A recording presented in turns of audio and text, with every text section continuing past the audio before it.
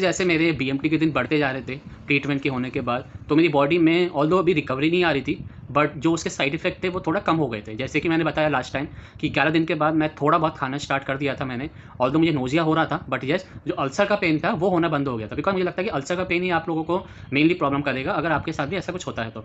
तो अल्सर का पेन कम हो गया था, ऑल्दो मुझे डॉक्टर और नर्स स्टाफ भी मोटिवेट करते थे कि एटलीस्ट खाना खाओ, वरना आप बिल्कुल आप और नहीं कर पाओगे आने वाले टाइम में भी।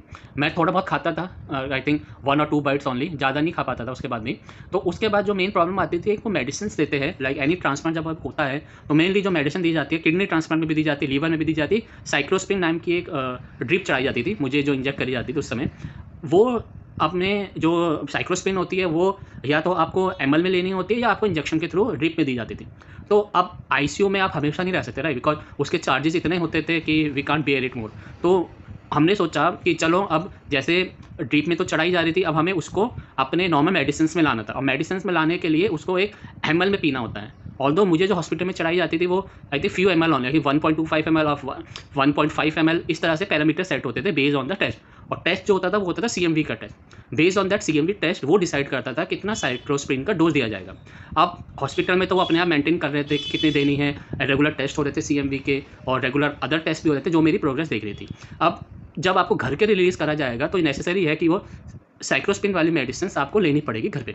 अब ड्रिप में आप तो घर पे ले नहीं सकते, राइट, तो मुझे वो एज अ एमएल ड्रॉप की तरह दी जाती थी in home also.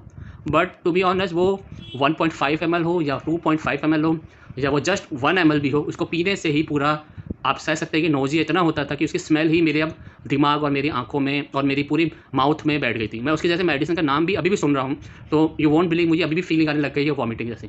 It was like that only. अगर आप नेट में भी सर्च देखेंगे, साइक्लोस्पिन एक ही कंपनी बनाती है मेडिसिन को, और काफ़ी कॉस्टली भी होती है। छोटा सा 1 एमएल होता है ये, आई थिंक 200 एमएल में या 150 एमएल में आती है, और बहुत ही कॉस्टली भी है बिकॉज वीक में ख़त्म हो जाती थी। तो मेन जो प्रॉब्लम आती है मुझे लगता है नोज़िया आफ्टर बीएमटी के बाद वो इस मेडिसिन से आती है जो आपको हमेशा नोज़िया फील कराएगी, और ये मैंडेटरी होती है लेनी फॉर सम टाइम।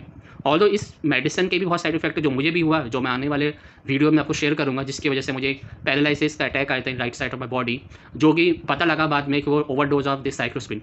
बट आप कह सकते हैं कि ऑल्दो अगर बीएमटी ट्रीटमेंट से लड़ना है तो इस तरह की मेडिसिन खानी पड़ती है जिसका साइड इफेक्ट होगा, वो मुझे पता है कि होगा भी, और अभी बहुत सारी मेडिसिन खाइए, माइट बी इन फ्यूचर कुछ और साइड इफेक्ट हो, बट ये आपको जो उस समय खानी है वो आपको खानी ही पड़ेगी because you don't have any option left. But ये आपको हमेशा पॉजिटिव रहना है, और ये मेडिसिन तो आपको चाहे रोक कर लो, हंस के रहो, और स्लो हंसना is very difficult on that. इस वीडियो में मैं आपको बताता हूँ कि मैं किस तरह से मेडिसिन पिया करता था अपने टाइम में। And please grow my community and share and subscribe. Thank you.